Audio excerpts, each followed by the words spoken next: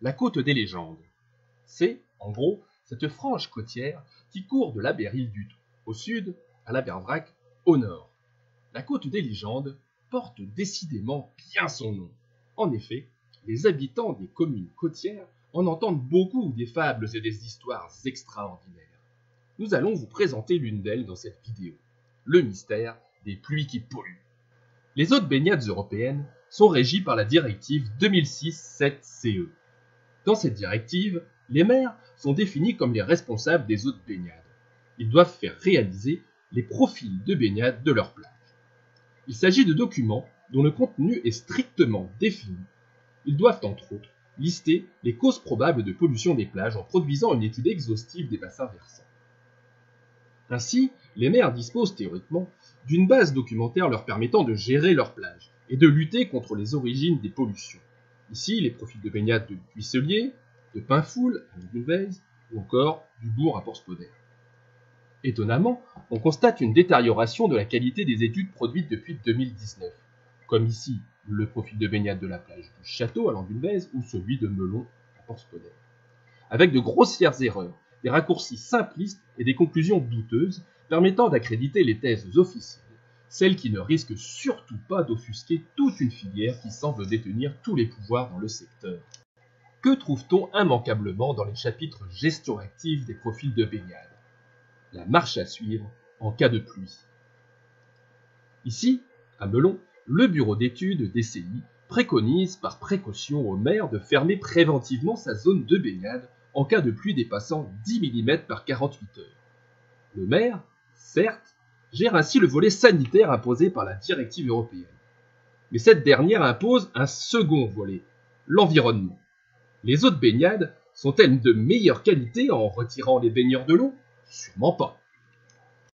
Cette technique des fermetures préventives entraîne des situations ubuesques comme celle du 18 août où toutes les plages emblématiques de la côte étaient fermées simultanément. Les profils de baignade sont censés lister les origines des pollutions fécales qui surviennent sur les plages. Elles peuvent être diverses, elles peuvent être multiples. C'est pourquoi il est indispensable d'évaluer le poids, la capacité à polluer de chaque acteur impactant le bassin versant de la plage. Les assainissements individuels sont souvent désignés par les maires et les élus communautaires. Certains impactent effectivement les eaux, mais depuis le temps que la communauté de communes les montre du doigt, cette dernière doit commencer à avoir le bras endolori. Quel constat d'échec pour le SPANC, le service d'assainissement non collectif, qui dès 2005 produisait déjà des cartes des points noirs du secteur. Nos élus communautaires ont donc, en 2018, décidé de prendre le taureau par les cornes. Mais pourquoi donc les plages sont-elles polluées par les bactéries fécales dès qu'il pleut? Le temps presse en effet, car la qualité des eaux de baignade constitue un enjeu touristique fort. Leur plan d'action est donc clair pour lutter contre les bactéries indésirables. Tout d'abord, vérifier les branchements du réseau collectif. Mais ça, ce n'est pas une action, c'est de la maintenance quotidienne. Ensuite, recontrôler en urgence les assainissements individuels. Les coupables idéaux qui sont désignés depuis si longtemps. Notez tout de même le de recontrôle. Et enfin, ce qui constitue une grande nouveauté, le diagnostic agricole. Bon, ne nous réjouissons pas trop vite. D'une part, car il s'agit simplement du diagnostic des sièges d'exploitation, et non des terres d'épandage qui recouvrent une bonne partie des bassins versants. D'autre part, car le prestataire choisi par la CCPI risque fort d'éviter soigneusement de mettre les pieds dans le plat. Il s'agit de la Chambre d'agriculture. Nos élus engagent donc de belles sommes d'argent public pour ne pas obtenir grand-chose, à vrai dire. D'ailleurs, ce fameux diagnostic à 21 000 € que nous avons tous financé, il serait intéressant de le rendre public, car on l'attend toujours. Le SPANC a publié en 2017 un rapport dans lequel les assainissements individuels de la commune de Longulvez sont évalués. La conclusion ne semble pas brillante. D'abord, car le nombre de contrôles semble bien fait. Ensuite, car 134 installations sont classées inacceptables. Il faut toutefois relativiser ce constat. En effet, On peut lire dans la conclusion de ce rapport qu'il s'agit en fait de la norme dans le département. Landunvez pourrait même se considérer comme un élève méritant, puisque le pourcentage d'installations non conformes est inférieur à la moyenne finistérienne. 52% contre 57%. Il est donc étonnant de constater que Landunvez fait partie des mauvais élèves en termes de qualité des eaux de baignade. Sauf bien sûr si l'on accepte de chercher les origines ailleurs sur les bassins versants des plages.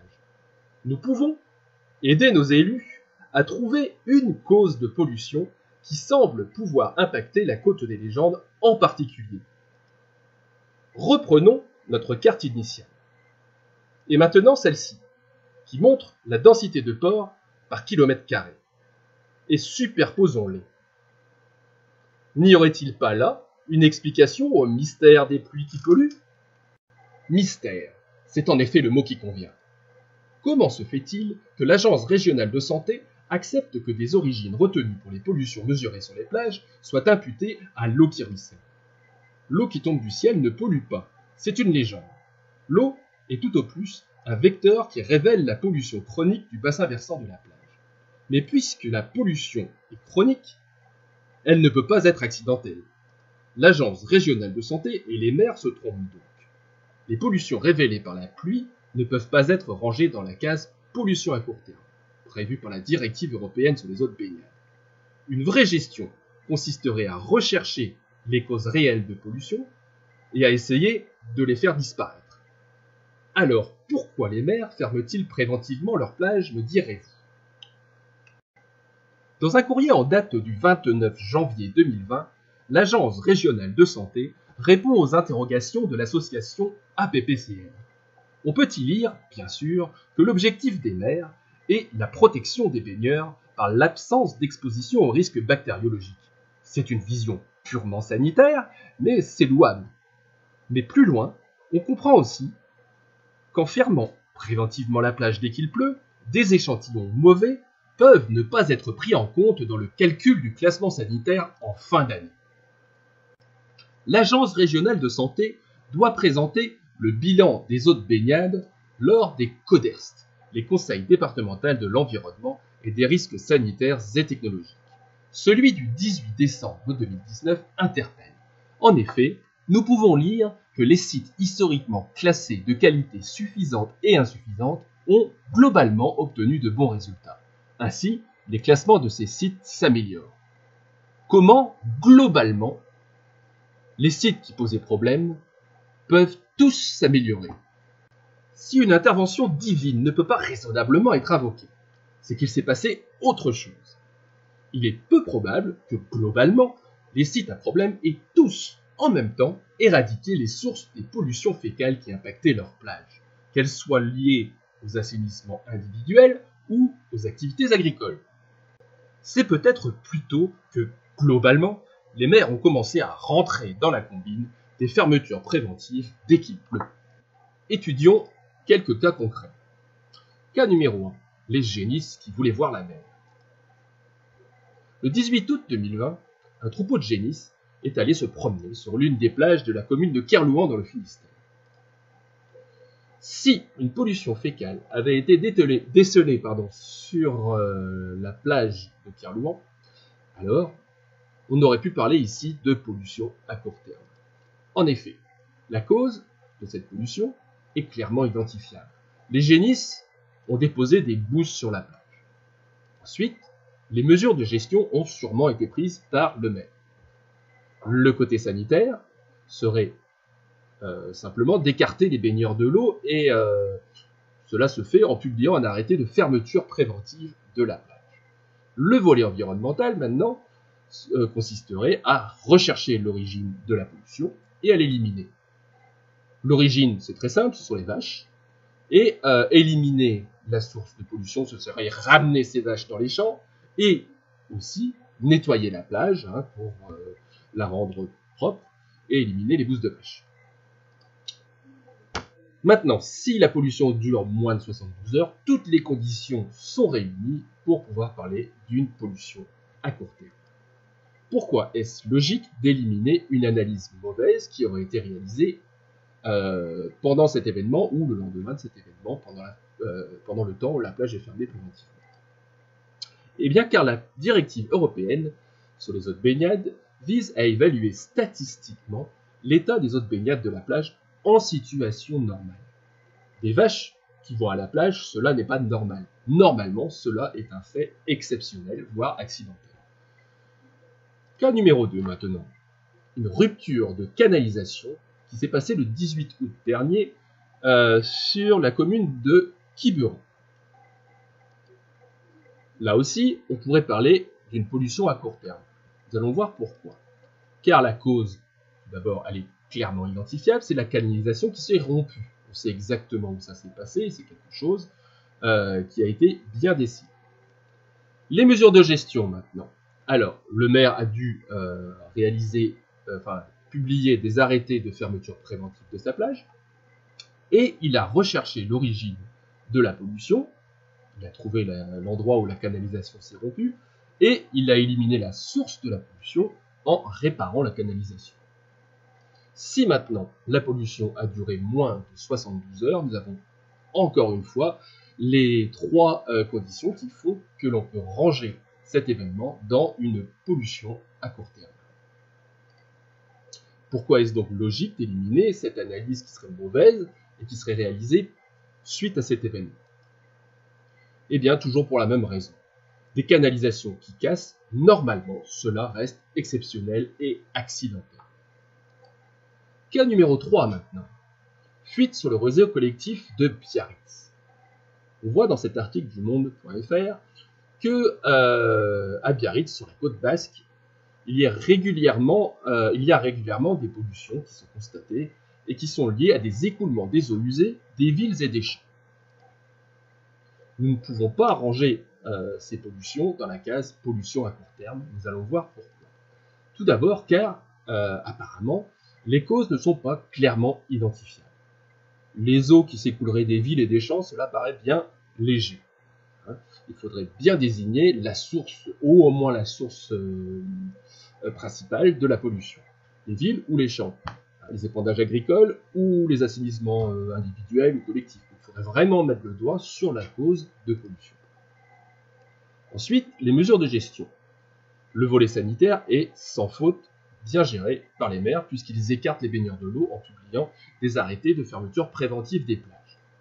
Mais par contre, du côté environnemental, rien ne va plus. Trouver l'origine et éliminer la source. Donc l'origine, elle est bien diffuse, on ne sait pas d'où elle vient, et la source, à part améliorer grandement le réseau d'assainissement collectif de la ville, on ne voit pas trop comment gérer ce genre d'événement.